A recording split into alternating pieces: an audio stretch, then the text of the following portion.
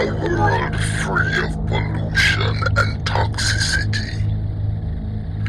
Instead, I return to witness this. A world without greenery. A world with as much pollution as the toxic planet Gormanu.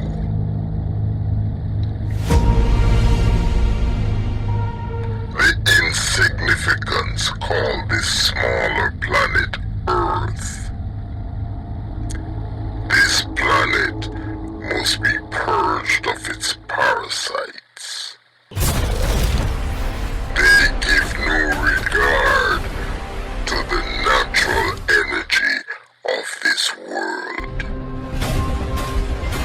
This air is tainted with pollution.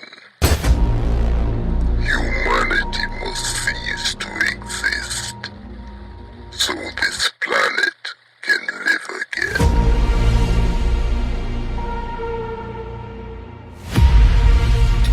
This is a second wave. I hope you're ready.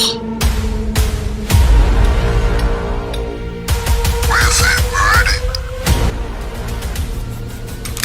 Now I'm ready.